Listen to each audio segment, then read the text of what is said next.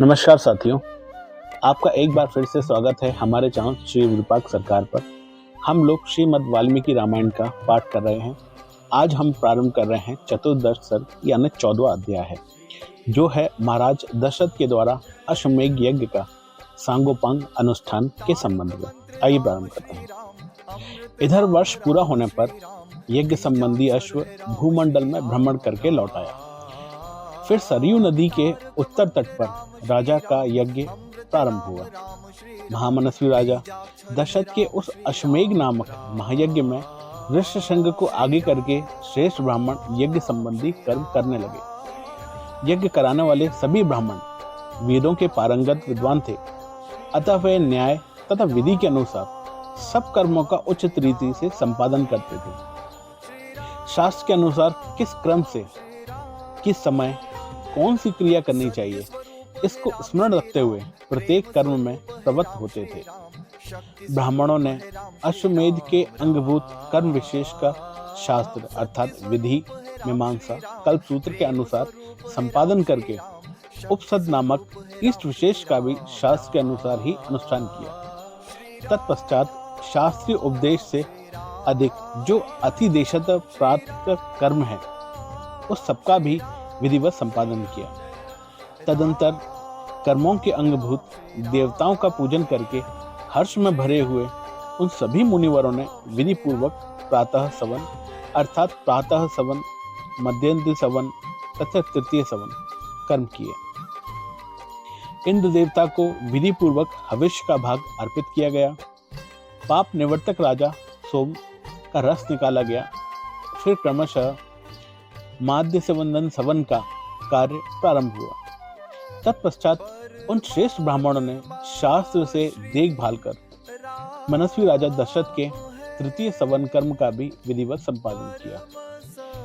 ऋष्यशृंग आदि महर्षियों ने वहां अभ्यास काल में सीखे गए अक्षरों से युक्त स्वर और वर्ण से संपन्न मंत्रों द्वारा इंद्र आदि श्रेष्ठ देवताओं का आह्वान किया। मधुर एवं मनोरम समागम में लय गाए हुए आह्वान मंत्रों द्वारा देवताओं का आह्वान करके होताओं ने उन्हें उनके योग्य हविष के भाग समर्पित किए। उस यज्ञ में कोई अयोग्य अथवा विपरीत आहुति नहीं पड़ी, कहीं कोई भूल नहीं हुई, अनजाने में भी कोई कर्म नहीं छूट पाया, क्योंकि सारा कर्म मंत्रोच्चारण पूर्वक संपन्न किया दिखाई देता था। महर्षियों ने सब कर्म क्षेम युक्त एवं निर्विघ्न परिपूर्ण किए थे। यज्ञ के दिनों में कोई भी ऋत्विज थका मांदा या भूखा प्यासा नहीं दिखाई देता था। उसमें कोई भी ब्राह्मण ऐसा नहीं था जो विद्वान ना हो अथवा जिसके 100 से कम शिष्य या सेवक हों। इस यज्ञ में प्रतिदिन ब्राह्मण भोजन करते थे, क्षत्रिय और वैश्य भी भोजन पाते थे तथा शूद्रों को भी भोजन उपलब्ध होता था। तामस और श्रमण भी भोजन करते थे। बूढ़े, रोगी, स्त्रियों तथा बच्चे भी यथेष्ट भोजन पाते थे। भोजन इतना स्वादिष्ट होता था कि निरंतर खाते रहने पर भी किसी का मन नहीं बढ़ता था। अन्न दो, नाना प्रकार के वस्त्र दो। अधिकारियों को ऐसी आज्ञा पाकर कार्यकर्ता लोग बारंबार वैसा ही करते थे। वहां प्रतिदिन विधिवत पके हुए अन्न के बहुत से पर्वतों जैसे ढेर दिखाई देते थे। महामनस्वी राजा दशरथ के उस यज्ञ में नाना देशों से आए हुए स्त्री पुरुष अन्नपान द्वारा भली भांति तृप्त किए गए थे। श्रेष्ठ ब्राह्मण भोजन विधिवत बनाया गया है और बहुत स्वादिष्ट है, ऐसा कहकर अन्न की प्रशंसा करते थे। भोजन करके उठे हुए लोगों के मुख से राजा सदा यही सुनते थे कि हम लोग खूब तृप्त हुए हैं, आपका कल्याण हो।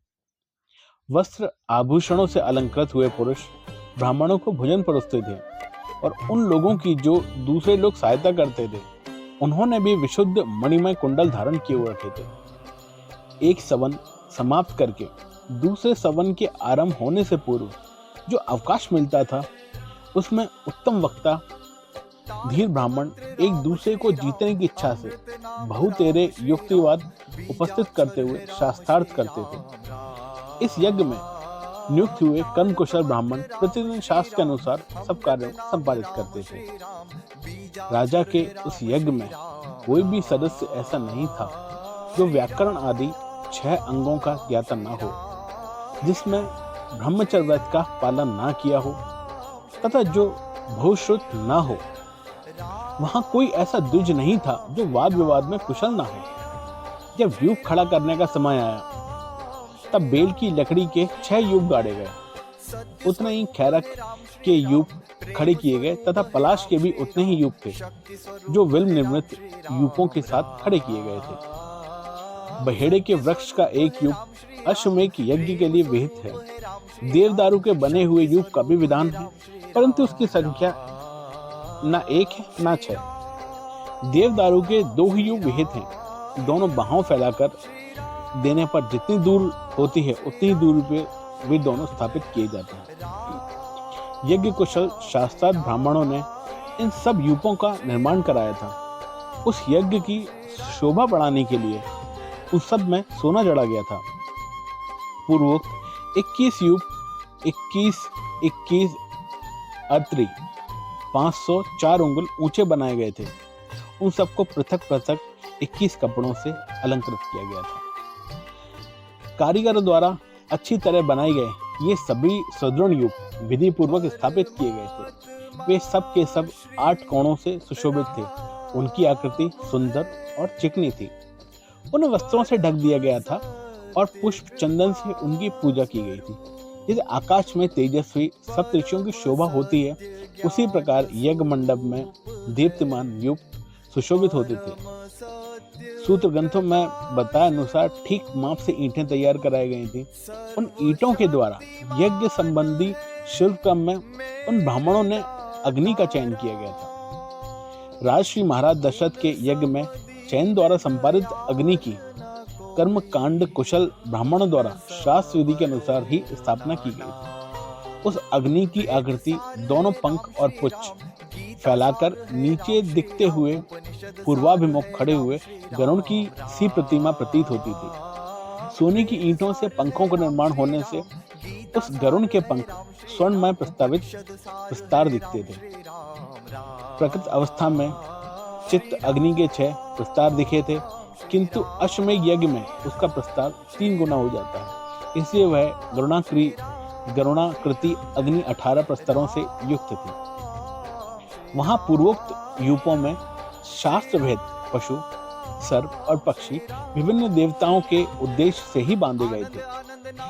शामित्र कर्म में यज्ञीय अश्व तथा कूर्म आदि जलनचर जंतु जो वहां लाए गए थे, ऋषियों ने उन सबको शास्त्र विधि के अनुसार पूर्वोक्त यूपों में बांध दिया था। उस समय उन यूपों में 300 पशु बंधे हुए थे तथा राजा दशरथ का वह उत्तम अश्व भी वहीं बांधा गया था। रानी कौशल्या ने वहां प्रोक्षण आदि के द्वारा सब ओर से उस अश्व का संस्कार करके बड़ी प्रसन्नता के साथ तीनों तलवारों से उसका स्पर्श किया। तदंतर कौशल्या देवी ने सुस्थिर चित्त से धर्म पालन की इच्छा रखकर उस अश्व के निकट एक रात निवास किया। तत्पश्चात होता अधर्व्यूह। उद्गाता ने राजा के महिषी, कौशल्या, बावता तथा परिवृत्ति इन सब के हाथ से उस अश्व का स्पर्श कराया।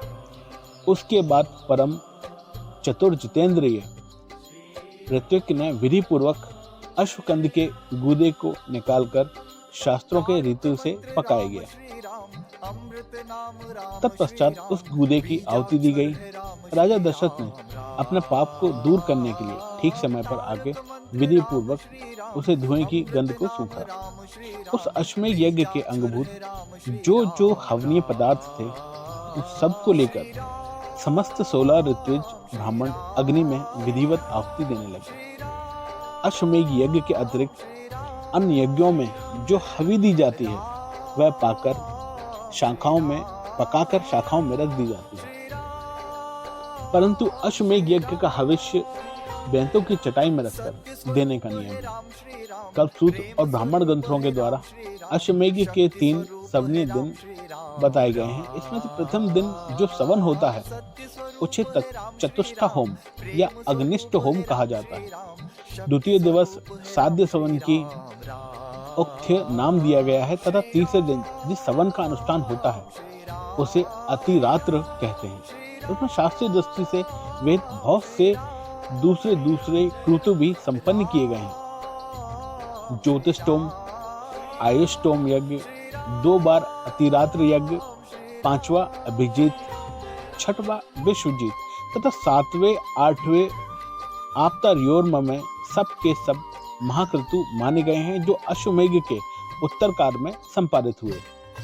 अपने कुल की वृद्धि करने वाला राजा दशरथ ने यज्ञ पूर्ण होने पर होता को दक्षिणा रूप में अयोध्या से पूर्व दिशा का सारा राज्य सौंप दिया।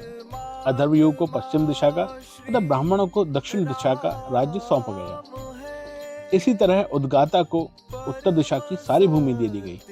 पूर्व काल में भगवान ब्रह्मा जी ने जिसका अनुष्ठान किया था, उस अश्वमेध नामक महायज्ञ में ऐसी ही दक्षिणा का विधान किया गया है। इसी प्रकार विधि पूर्वक यज्ञ समाप्त करके अपने अपने कुल की वृद्धि करने वाले पुरुष शिरोमणि राजा दशरथ ने ऋतुजों को सारी पृथ्वी दान में दे दी। यों दान देकर इक्ष्वाकु कुल नंदन श्रीमान महाराज दशरथ हर्ष की सीमा ना रही, परंतु समस्त ऋतुज और निष्पाप नरेश से इस प्रकार बोले, महाराज, अखिल आप ही संपूर्ण पृथ्वी की रक्षा करने में समर्थ हैं। हमें से इसके पालन की शक्ति ही नहीं है, अतः भूमि से हमारा कोई भी प्रयोजन नहीं है। भूमिपाल, हम तो सदा वेदों की स्वाध्याय में ही नित्य रहते हैं।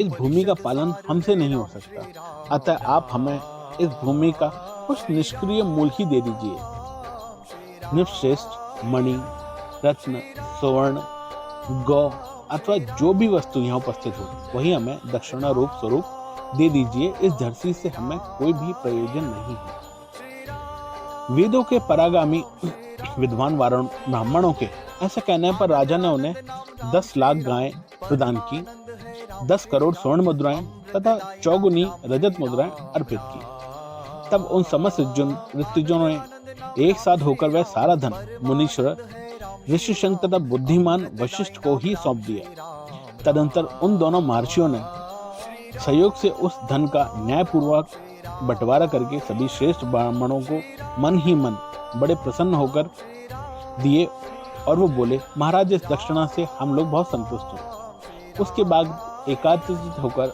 राजा दशरथ ने अभ्यागत ब्राह्मणों को 1 करोड़ जाम्बूनद स्वर्ण की मुद्राएं बांटी। सारा धन दे देने के बाद जब कुछ नहीं बचा, तब एक दरिद्र ब्राह्मण ने आकर राजा से धन की याचना की। उस समय रघुकुल नंदन नरेश ने उसे अपने हाथ का उत्तम आभूषण उतारकर दे दिया। तत्पश्चात जब सभी ब्राह्मण विधिवत संतुष्ट हो गए, उस समय उन पर स्नेह रखने वाले नरेश ने उन सबको प्रणाम किया। प्रणाम करते समय सारी इंद्रियां हर्ष से विहुल हो उठी थी। पृथ्वी पर पड़े उस उदार नवनीर को ब्राह्मणों ने नाना प्रकार से आशीर्वाद दिया। तदंतर उस परम उत्तम यज्ञ का पुण्य फल पाकर राजा दशरथ के मन में बड़ी प्रसन्नता हुई। वह यज्ञ उनके सब पापों का नाश करने वाला तथा उन्हें स्वर्ग लोक में पहुंचाने वाला था। साधारण राजाओं के लिए उस यज्ञ को आदि से अंत तक पूर्ण कर लेना ही बड़ा कठिन था। यज्ञ समाप्त होने पर राजा दशरथ ने ऋष्यशृंग से कहा, उत्तम व्रत का पालन करने वाले मुनीश्वर, अब जो कर्म मेरी कुल परंपरा को बढ़ाने वाला हो, उसका संपादन आपको करना चाहिए। तब श्रेष्ठ ऋष्यशृंग तथास्तु कहकर राजा से बोले, राजन, आपके 4 पुत्र होंगे जो इस कुल के भार को वहन करने में समर्थ होंगे। उनका यह मधुर वचन सुनकर मन और इंद्रियों को संयम में रखने वाले महामाना महाराज दशरथ उन्हें प्रणाम करके बड़े हर्ष को प्राप्त हुए और उन्हें ऋष्यशृंग को पुनः पुत्र प्राप्ति करने वाले कर्म का अनुष्ठान करने के लिए प्रेरित किया। इस प्रकार श्रीमद् वाल्मीकि निर्मित आर्ष रामायण आदि काव्य के बाल कांड में 14वां सर्ग पूरा होता है। जय श्री राम। ओम नमः शिवाय।